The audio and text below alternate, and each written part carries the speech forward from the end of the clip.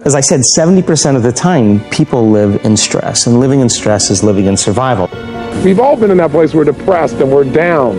Now what's interesting is, how do we treat that? What do we do with that? Well, what most people will do is they go take a drug. Or if people are really feeling down in life, they'll go drink some alcohol or maybe smoke a cigarette. And the definition of stress is when your brain and body are knocked out of balance, out of homeostasis. The stress response is what the body innately does to return itself back to order. But the truth is, if you look at your life and you were to write down all the emotions you experience in the week, both good and bad, each of those emotions has tied to it a certain way of using your body. And if you keep using your body that way over and over again, you'll keep feeling that way.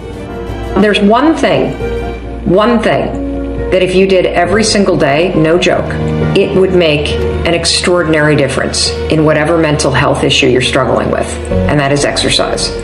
And the reason you've got to exercise every day is because what we know about human beings is that when you physically move, your physiology changes, and that changes your brain. You've got to detach. You've got to detach from the problems or the stress that you're experiencing so that you can get that perspective of them. Now, there's a couple different types of stress. Now, if it's something that you can control that's causing you stress, well, why aren't you getting control of it? Generally, it's a lack of discipline. So you gotta have the discipline to grab control and make it happen. And when I say you need discipline for that, what that means is these stresses that you're avoiding, they're not gonna go away if you avoid them. So take the discipline to face the stressful situation. Get ahead of it. Don't be afraid of it. Now, there's also stress that's caused by things that you cannot control. And if you remember talking earlier about artillery and how horrible that was, and what made it so horrible was that there's no control over it. So if you can't control something and you can't get control of it, you have to at least embrace what you can. And I'm not saying you're going to embrace artillery shelling, but I'll tell you what, there's only so much you can do, and you cannot completely eliminate it. But you can't control it, so why are you going to worry about it? Why are you going to stress about it? Getting your heart rate up, getting outside, breathing, feeling connected, getting out of your house, which may make you feel depressed and trapped. Doing that every day, that physical push. You don't have to run. You don't have to go to an aerobics class. Get outside with your dog in the woods. Walk with a good friend for 2 or 3 miles. Doing that every single day not only moves your body, which changes your mind, it gets you out of your physical environment, which is one of the things that people with depression tend to have a hard time doing. And it also creates a bit of momentum and a bit of a routine in your life. You take on just that single thing. Get outside and exercise every single day, as if your life depends upon it, because you know what? It does. Your brain needs it, your body needs it, your mental health needs it. Meditation was fantastic. Meditation is the biggest gift that I can give anyone. And I would say more than anything, it is whatever reason for success I've had. Because it allows one, back to the 2 U's, I'll clarify.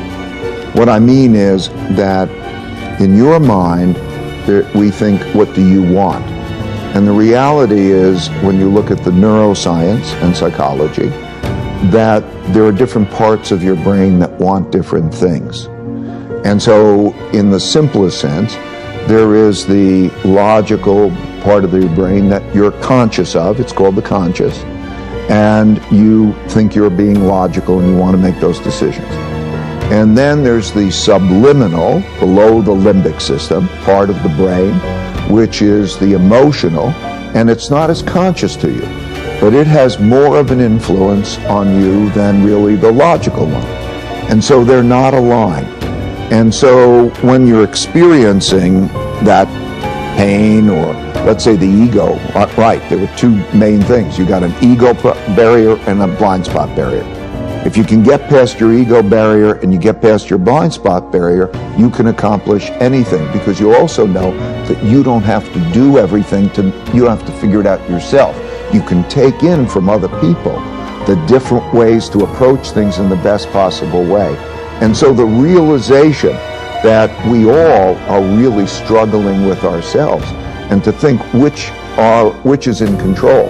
Meditation helps to deal with the alignment of those 2 things. because both are valuable. In other words, intuition, imagination, the things we really love come from our subliminal us's, right? Our needs, whatever they may be. They come from here, that subliminal. They may be valuable. They may be damaging. You don't know the difference. And so when they come up and you're looking at those with your logical mind and you can align those things, you're probably in good shape. If you can do that alignment between the subliminal and the logical, and you can do that with other people so that you can triangulate with other people and say, does that make sense? And get alignment. That alignment is the path to the future, because you only have to know what the best things to do are. You don't have to have them all come up from your head. And for God's sakes, don't be overly opinionated, because just because you have that opinion, it doesn't mean it's true. So that's where the two U's and the alignment really is so important.